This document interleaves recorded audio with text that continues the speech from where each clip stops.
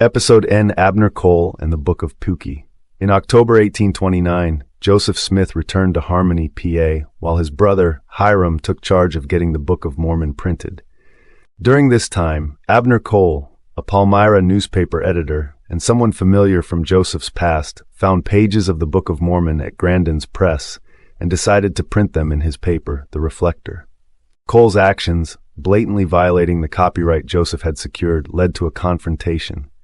Hiram, furious, informed Joseph, who then returned to Palmyra to confront Cole. While Cole's actions were underhanded, he had long known Joseph and was well aware of the stories circulating about him. You might remember that Cole was the same man who previously hired Joseph Sr. and Jr., only to expose them as frauds, proving their stone-seeing abilities to be a sham.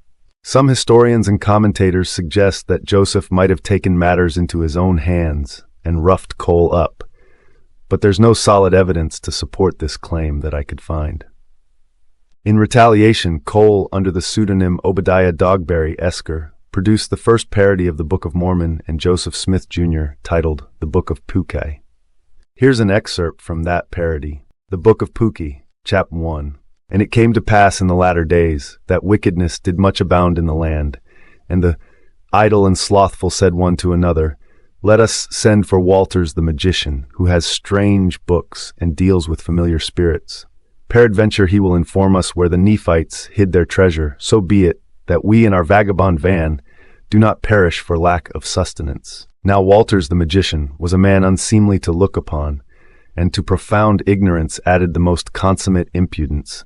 He obeyed the summons of the idle and slothful, and produced an old book in an unknown tongue, Cicero's Orations in Latin, from whence he read in the presence of the idle and slothful strange stories of hidden treasures and of the spirit who had the custody thereof. 3. And the idle and slothful paid tribute unto the magician, and besought him, saying, O, thou who art wise above all men, and can interpret the book that no man understandeth, and can discover hidden things by the power of thy enchantments, lead us, we pray thee, to the place where the Nephites buried their treasure, and give us power over the spirit, and we will be thy servants forever. 4.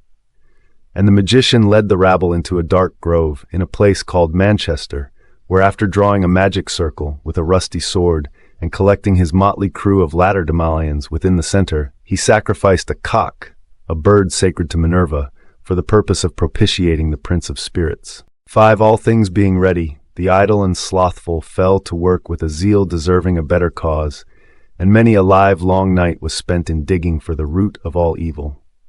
Howbeit, owing to the wickedness and hardness of their hearts, these credulous and ignorant knaves were always disappointed, till finally their hopes, although frequently on the eve of consummation, like that of he hypocrite, perished, and their hearts became faint within them.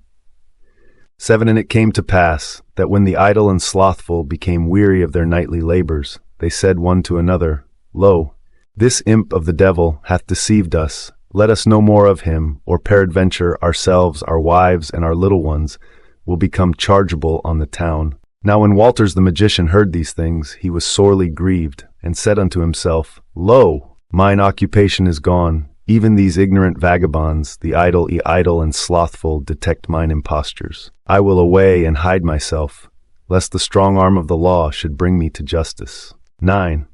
And he took his book, and his rusty sword, and his magic stone, and his stuffed toad, and all his implements of witchcraft, and retired to the mountains near Great Sodus Bay, where he holds communion with the devil, even unto this day.